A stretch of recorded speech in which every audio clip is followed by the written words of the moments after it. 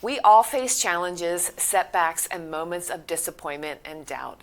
It's okay to feel lost, discouraged, or overwhelmed. These feelings are a natural part of the human experience.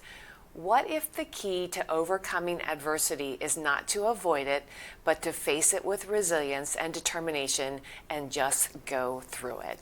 Today, our guest is going to share his story on his resilience and getting through some of the difficult times in his life and what got him through, and to encourage all of us that there is always a way out. So welcome to the studio, Atrell. Thanks for having me. Yep, good to have My you pleasure. today. I'm excited to talk with you. Always happy to talk with you. Me as well. Yeah, so before we get started, share with the audience what you do at Phoenix Contact and how long you've been here. Yeah, so I'm the lead product marketing specialist for HMI and IPCs. I started back June 6, 2016. So ticking up close on a decade here. Yeah, I cannot believe it's been almost 10 years. Yeah, time is flying. I remember when you started. Yeah, so when I was wet behind the ears. I wasn't going to say that, but yeah. Yeah, it's been a long time coming, but I enjoyed the journey entirely. Yeah, and it's been so wonderful to watch you grow. Thank you. Here. Thank you. So we're excited to have this conversation with you today. Thank you. Yeah. Now, growing up, did you always want to work in this type of industry? Was this really where your focus was? You know, that's a great question. And to be quite frank, I didn't know. I had no clue. I mean, I think that's primarily the feeling that most people have, like growing up. You don't really know. And that's partially the scariest part, because you don't know what you don't know. Yeah. But as I got older, I realized that I had a passion for technology, and trying to get closer to that was truly my journey growing up, trying to get closer to technology and how I can help. Yeah. And that's so key, because there are, like, I still feel sometimes I don't know what I want to be when I grow up. Exactly. I feel that. I feel that. You know, I've always envied those individuals, like my sister, you know, from day one, she wanted to be a nurse. Mm-hmm. She's a nurse. She loves being a nurse, you know. I love people that, you know, seem to know inside. But I've also come to embrace the fact that it's okay to not know. Sometimes it's just fun, enjoying the journey and seeing where life takes you. Yeah, the beauty of the unknown, yes. as they say. Yeah. The beauty of the unknown. Yeah. Yeah, so I completely can correlate with that, because like I really didn't know at all, but I did get myself in trouble a couple times, taking stuff apart. Okay. And putting it back slowly. But yeah, it all worked out. Let's just say that. Good. Good. But that's also a neat thing too, you know. I'm glad that you brought that up, is really diving into, we don't know how things work if we don't take them apart. Mm-hmm. Kind of almost destroy them, so to speak, and then put them back together. Sometimes they don't always get put back together, but sometimes they do. So yeah, and sometimes taking something apart could turn into something beautiful, where it transformed into something else. Yeah. Like there was a situation, I'll never forget this. I was like 7 or 8 years old, and I got a really good RC car for Christmas. And then something happened. I had a family event, and a family member came over and destroyed my RC car. I was crushed. Didn't have many like toys like that. That were that important to me electronically, and you know what? I got some CD players, another broken car, and I put them all together and made one car work. Yeah. So that was like the aha moment. Maybe I should do something with technology. And then as I got older, I could think of that one moment, and I was like, yeah, you know, this is where I'm supposed to be. yeah. Yeah. Yeah. Life is kind of like that too, isn't it? Yeah. Life be lifing. Life be lifing. Yeah, sometimes a little too much lifing, but Yeah. it can be lifing. But, you know, I was thinking about that, you know, as I was getting ready for our talk today, and, you know, we've had many discussions in the last 10 years, but when do we stop as people, as human beings, when do we stop embracing the fact that there's going to be situations along the way that life is going to life at us every now and then, and sometimes it's not always the greatest. Yeah, that's a really good question. I know, like with me growing up, it was a lot of trials and tribulations, a lot of figuring things out. But luckily for me, I had a strong backbone to help me out along through that journey. Yeah. For instance, my father died when I was younger. So I never got a chance to meet him. Yeah. Unfortunately, gun violence and in his place of business. But my mom never made an excuse. So seeing that as a young child, 3 kids, raising them on your own, it was just like motivation to say like, hey, even though you can't control some things, you can still make it happen. Yeah. And then just enjoying the little things in life. Smile each day because your worst day is somebody's greatest. Yeah. So even though life be lifing, you can still look at the brighter side because Yeah. your worst day is somebody's greatest. Yeah. Yeah. And I know you had shared your story before about losing your father and not having an opportunity to meet him. And I think this is something that we don't, as a society, talk enough about. And the fact is that you did lose him to gun violence. Unfortunately. And it seems like we as people, when something does happen, connected to that type of violence, we talk about it, we want it to go away, we want it to stop, but then nothing happens. Yeah, and the nothing happened parts. That's Yeah. that's something that I took upon myself to try to make a change. Like Michael Jackson made a song, "Start with the Man in the Mirror." Yeah. But that's like, yeah, it can be cliche, but it's so true. Like if you want to make a difference, you got to start with yourself. Right. And getting yourself in order, and then seeing what you could do to reach someone else and show them a way, because kids didn't ask to be here. Yeah. So all you could do is just help them out along the way. Yeah. Yeah, and that's so, you say something very key there. It has to start with us as individuals.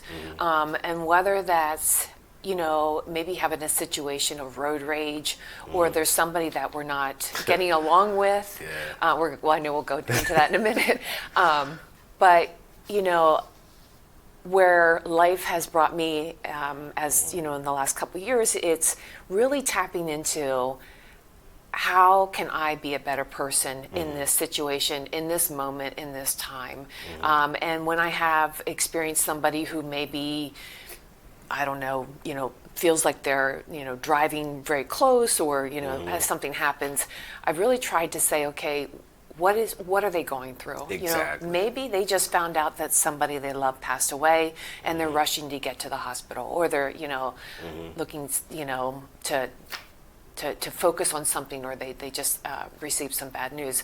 So it's really, I think, as individuals, pulling ourselves in and saying, I don't need to respond this way, even though this person, has 100%. chosen to do that. 100%, Yeah. yeah, because at times you can get sucked into just life, where I keep saying life be life, but Yeah. like sometimes you're having a rough day, but I kind of said it earlier, like your worst days could be someone's greatest. Yeah. Still wake up with a roof over your head for Yeah. most people. You got a car to drive, you got food in your fridge. I mean, you just gotta, not trying to be too religious, but count your blessings, because it could always be worse. And that's one of the key things where I say starting with yourself is realizing that you're in a great space where you are, and it can only go up. Yeah. If you allow yourself to dip down, that's when things start to get really negative, and it's just a rolling ball of just unnecessary events. But once you come to that realization that Yeah. you can make the change yourself, then that's when everything's up. Yeah.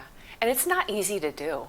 Heck no. It is not easy to do. If you have to actually, it almost has to become a habit that you build upon, that you're constantly thinking about and working on, and saying, okay, what can I learn out of this situation? What is this situation supposed to show me to help me be a better person, to help me handle better situations, or to really maybe sometimes just not even respond at all.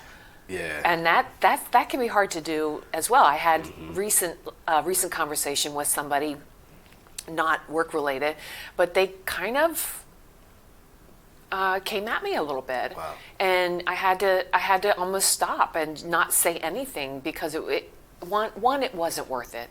At the end of the day, It's the number one thing. It's not yeah, worth it. they were frustrated. Yeah. It simply was that. And so I just really tried to stop and listen, and just be like, okay, I understand you're frustrated, but you don't have to be like that with me. I'm trying to be there for you. And then Yeah. eventually they realized, like, oh, yeah, I shouldn't have pushed it that far. Because if they knew who you were, they would not. One of the nicest people I ever met. I can truly say that. But yeah, I think that's a good thing to point out, though. Like, Yeah. sometimes a wise man once says nothing, or a woman Yeah. once says nothing. Just allow the situation to unfold and to listen to understand and not to respond. Yeah. A lot of times I think in society we listen to respond because everybody has to, we're in the I need to know Yeah. era, if you will. Like education's, or not education, but information is so easily accessible. It's like everybody's all the time. Just Yeah. take a step back, just listen to understand where they're Yeah. coming from, and maybe you can learn something or teach them something in the midst. Yeah.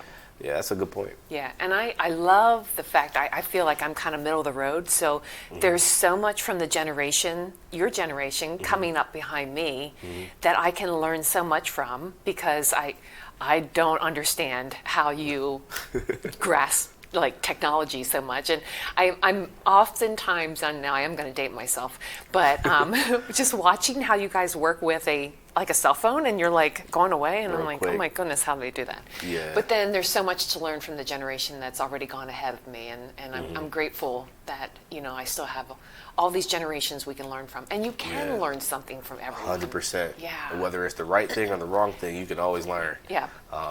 Like I always tell my kids, because I have 3 of them, you can learn from anyone and everyone at every moment, at any moment. Yeah. Truly what that means is, like, whether someone's doing something wrong, you can learn from their mistakes. If they're doing something right, you can ask them questions on why they did that. Yeah. Figure out what made them make that decision and how they went about making that decision and all that good stuff. So, yeah, and I think one of the problems with my generation, though, is my generation likes to know everything. Yeah. And that could be a detriment. I don't know about you, but we never were taught, like, the 3 core, like, reading, writing, and arithmetic, but like taxes and none of that stuff was ever taught. But yet you see everybody on social media with all this stuff. None of Yeah. that stuff really matters. Yeah. So, like, starting with the person in the mirror is what I'm trying to teach my next generation coming up. Like, hey, all this flashy stuff you see on social media, Yeah. none of that stuff matters. Have a genuine conversation with someone, because Yeah. you might learn something. Yeah, and I think the biggest thing I would encourage your generation, or those that are younger than me, is, we didn't grow up with as much technology as your generation definitely has. And I would focus on the things that have always been there, like understanding how banking works, understanding how savings works, understanding, because those are they've always been there, and they're always going to continue to be there. But like technology is always changing. You can Yeah. kind of learn that, come and go, use that as kind of maybe a thought process, a hobby or whatever, but learn the really foundation, the things that are going to keep you solid as you go through life. Yeah, because those are tools. They're instruments. They're Yeah. not the Right. meat and potatoes. That's probably not the best analogy, but like it's not the full course. It's just Right. something to help add on to it. It's the appetizer. Yeah. It's not the entree. Yeah. Maybe that's a better answer. Yeah. Yeah. So you were raised by your mom. I've met her. She's a phenomenal Thank you. lady. Thank you. That means a lot to me. Appreciate Yeah, that. yeah, and she did a great job so, Thank you. raising you. But what are some of the core values that you learned from her? Well, my mom is a God-fearing woman, so she is pretty big on that one. Understanding that, like, there's certain things you can't control, but if you take control of what you can, then if you do your best, Yeah, don't worry about the rest. Yeah. Long story short. yeah, And then also making sure that you're a hard worker, because no matter what, that's always going to show. yeah, Whether you get the recognition that you want at that moment, but the hard work will always pay off in the long run. Yeah. For instance, I was able to go to college in Pittsburgh, and then I graduated. I was going through a lot of trials and tribulations. I had a child on the way, didn't have employment at the time. It was a tough time in my life, but I kept my head down. I kept working. The hard work did show. yeah, Ended up working for the Department of Defense, literally working on bombs and rockets. So that was pretty cool. Can't really disclose where or everything that I did. But we will be having a conversation about that off camera.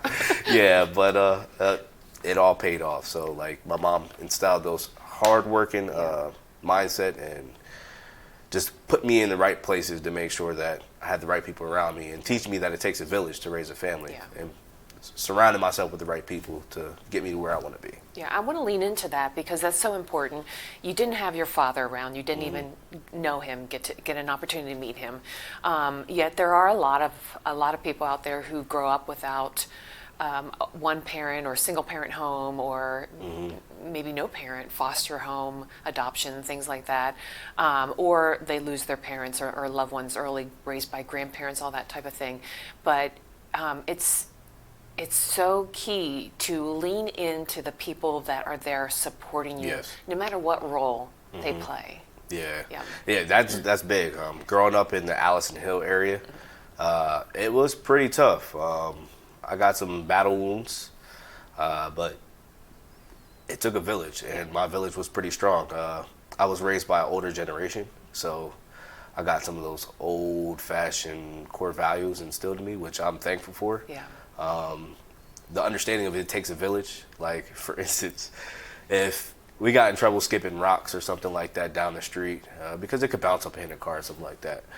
If I was a couple doors down, that house would discipline me, and then the next house, and then the next house, and then the next house. And at that moment, I realized I'm never doing that again because that was terrible. So, like, just having those old core values was something that I'm very appreciative, and yeah, that's what I'm trying to pass on. Yeah. Again, you can learn from someone's mistakes Yeah. or from their successes, but no matter what, it's always a learning opportunity. Did you ever feel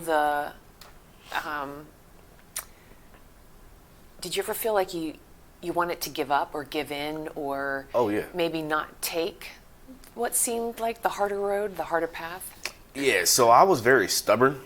I like to figure things out on my own, sometimes at a detriment, where it's like, yeah, if I'd have just listened to what they just told me, I would have never fell and bust my knee open, or something crazy like that, or not applying for grants before I went into college, or truly understanding that it's student athlete, not athlete student. Yeah. Things like that, like learning the hard way.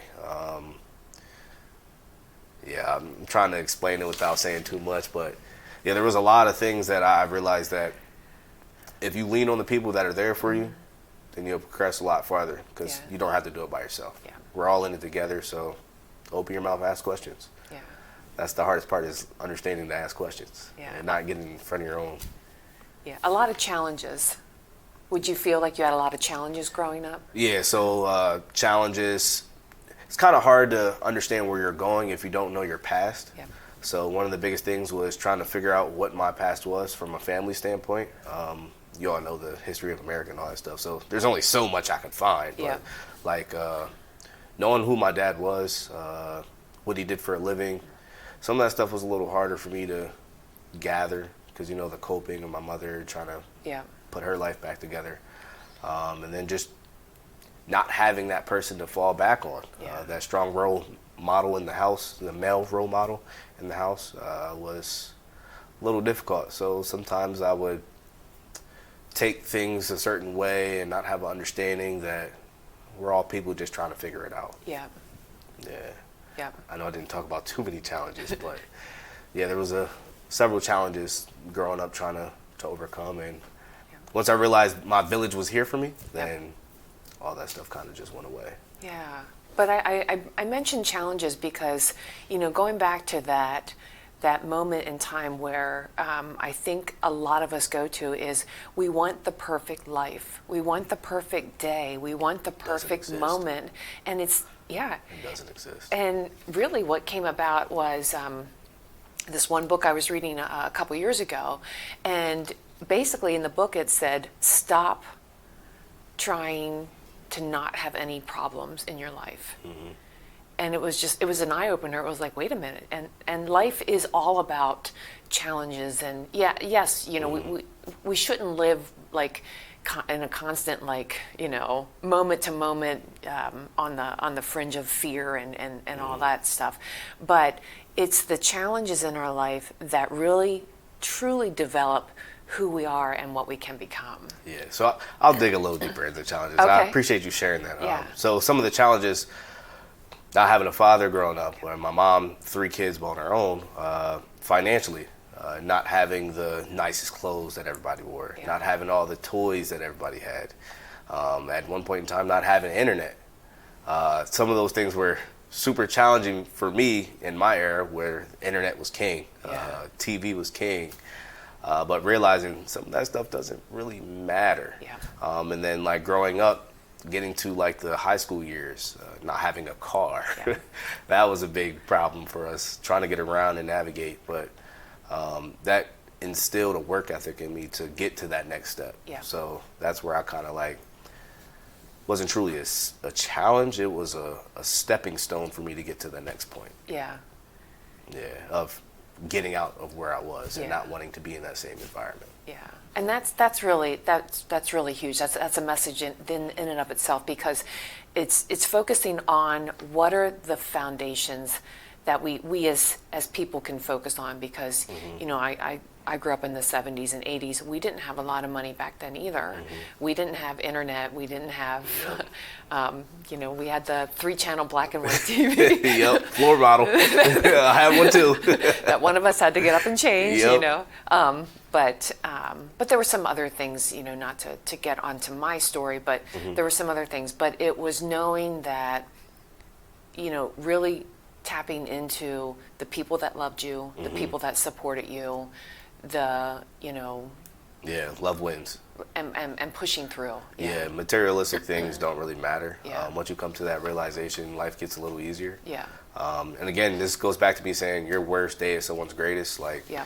I met someone that was from a third world country. They came over here on some like what do you call it, the foreign exchange student program. Yes. And they were just talking about all the stuff we had was just overwhelming. Yeah. And I'm like, what stuff? Because this is crap. I want better stuff. And they're like, nah, you don't need all this stuff. Yeah. You don't need it. And it just added a new perspective about how they looked at life and how they cherished their family, and it made me value my life a little bit more.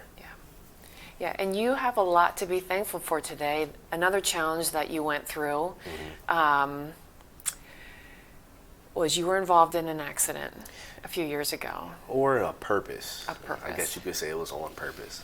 Tell us a little bit about that. Yeah, so when was this? 2021, I believe. Years are blending in. But I was involved in a hit and run, unfortunately, on the highway.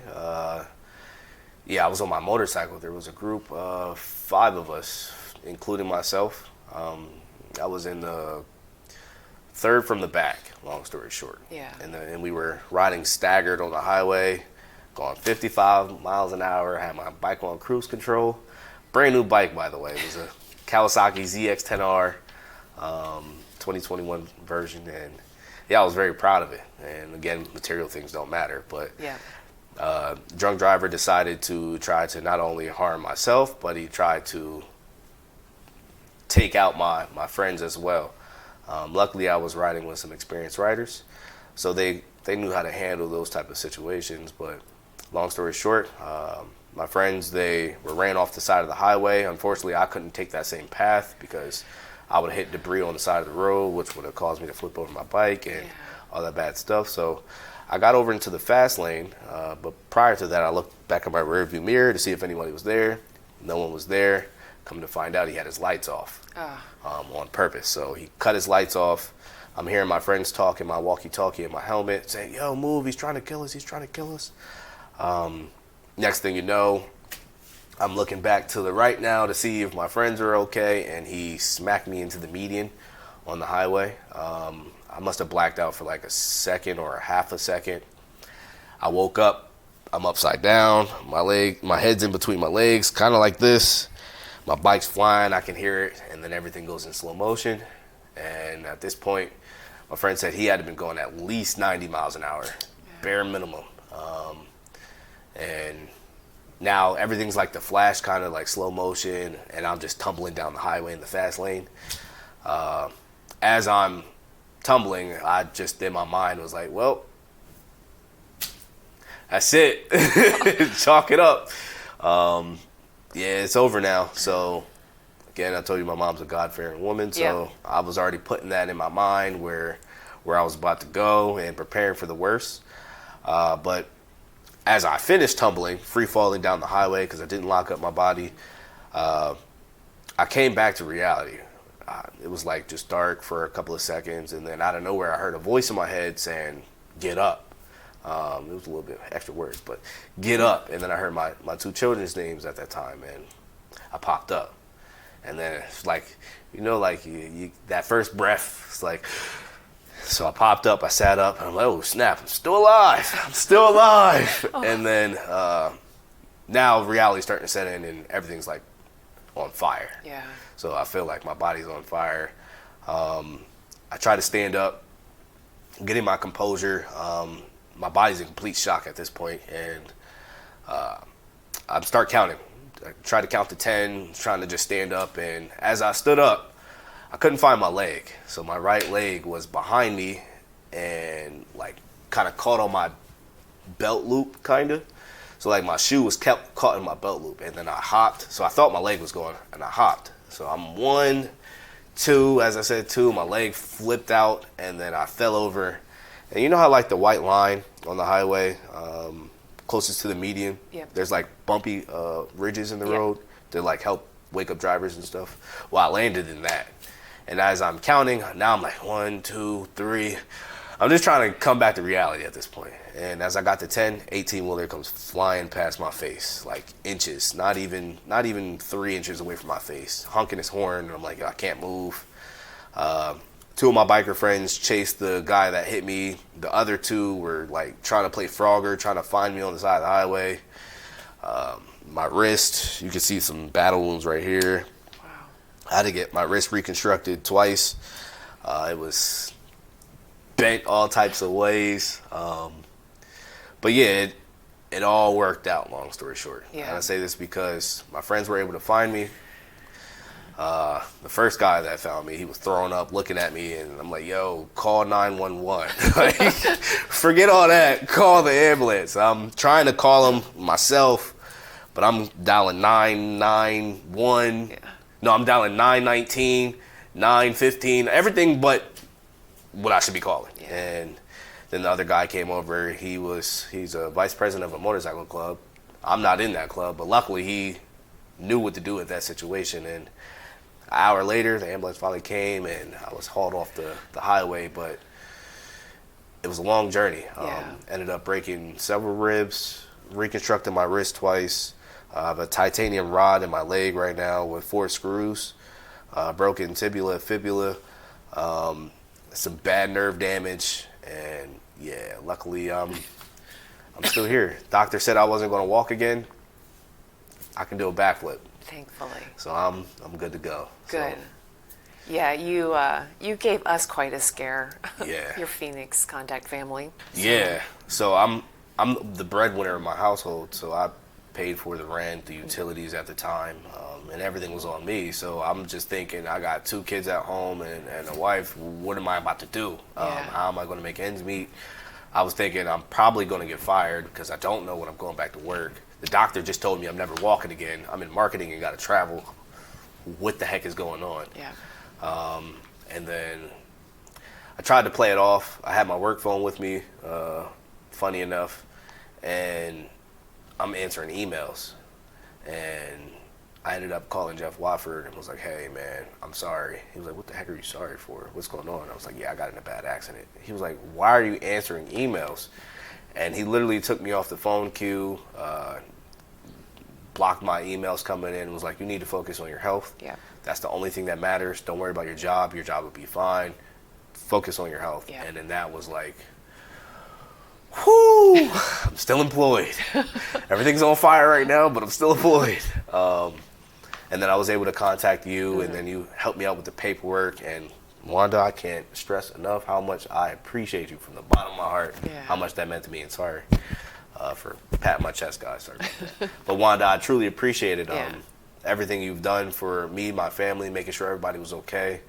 I had people physically come to my rehab facility and make sure I was okay. Shout out to Bjorn at my bedside, making sure I was fine. And the whole process, Christy made sure all my paperwork was good.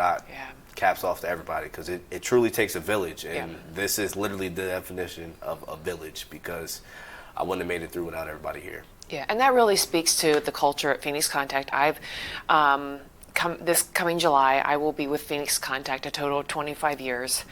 And it's been that way from day one. It's been family focused, making sure that, you're checking in on your wellness and your health. And it goes beyond just the normal, what we think wellness is. And that's really like, you take care of you, because once you're back and doing well, then we know that you'll be able to focus on other things. So it really is all about the culture of us. You scared me. I was a little mad at you. Yeah, rightfully so. But I was so thankful that, because it could have been something else that we could have been dealing with. A lot worse, yeah. And I mean, that right there is just a testimony of saying that it could always be worse. Yeah. So like, don't look at the worst side, just look at what you got going forward for you, because it could always be worse. Yeah. And now I'm running and walking and doing backflips, so I'm good now. Back to coaching and everything, so good. I'm happy about that. Yeah, and you're really taking that message out, which goes into the whole of there's always a way out. You're taking that message and you're giving it back to the community. 100%. Through many different avenues. Yeah. Whether it's through sports, that's the primary thing right now that I've been focusing on, giving back to the kids and community. From basketball to baseball, but also just speaking with the classrooms. So there have been multiple occasions where I went back to my alma mater, high school students, and try to give them a different perspective, where they can see a kid coming from the inner city, where, I'm gonna be quite frank, the only thing that a lot of kids in the inner city see is like the bad stuff, the illegal stuff. They think that's the only route that they can go to accomplish certain goals that they have set with themselves financially. But the reality is, I'm a kid that is a minority in America that came from Allison Hill, that worked on bombs and rockets. I can say I was a rocket scientist, and now I'm a full career within Phoenix Contact, working with HMIs and IPCs, making a change not only for my own family, but for those around me. So there's always a way out. You just gotta find those ways out and stay positive in those situations, and look at the person in the mirror and make the change with yourself, because all the things going outside around you can't control, but you can always control your own actions. Yeah, and we are so blessed to have you here. I'm so excited to see where you're going to go next. Appreciate that. Within the company and what you're doing. And that's the whole important of, and thanking you for sharing this story, because I want people to hear this story that, if somebody says, if he can do it, I can do it, and it's sparking that hope and that possibility and what's out there. So the possibilities are endless. Yeah. I just want to quote something. I was recently watching the speech from actor Denzel Washington. That's my guy. Yeah, called Never Give Up, There's Always a Way. Your path lies in moving forward, find a way. Life's meaning lies in conquering our challenges and slaying our dragons. And I think that's so true in how we need to look at every single day is, if we have one of those days where everything is perfect, everything falls into place, love it, enjoy it, be thankful for it. But if it doesn't, and you find that you're, dealing with some challenges or some things that you maybe didn't expect, conquer them, overcome them, and get out and slay your dragons. Yeah. When I would go back and talk to the kids in the high school, there was like 3 different sayings I would tell them, and it's kind of cliche because it's from a movie and from music. Meek Mill once said, this is a rapper by the way, he said there's 3 types of people in life. There's people that make it happen, there's people that watch it happen, and there's people that don't know what's going on. Choose one. And hearing that at a younger age, where I'm becoming a young man and trying to realize and figure out what I want to do in my life, I realized I wanted to be somebody and I wanted to go somewhere. So I had to wake up and pay attention. And that's the other one. If you want to be somebody, you want to go somewhere, you got to wake up and pay attention. That came from a movie, Sister Act. But those 2 things are a detriment to your own success. You could watch what everybody else is doing and sit there and sit in self-pity and say, oh, I don't have that, I don't like that. Or you can go out there and make it happen. And then if you want to be somebody, you got to wake up and acknowledge that. Yeah, because you're living your life. Exactly. Only you can do that. Only I can do what I can do. But but be you. Don't try and be somebody else. Don't try and walk in somebody else's shoes, because every single person has an incredible story inside of them that's just, Waiting to come out. yeah, waiting to come out and crying like, let me out, Yeah, and never let no stop you from being who you want to be. Yeah. That was a big one. Yeah. Because a lot of times told me, well, man, you grew up on Berry Hill Street, man. You ain't making it to no college. Man, you ain't doing that. You ain't, what? I heard that so many times. Yeah. And realizing I had to separate myself and surround myself around like-minded individuals. Yep.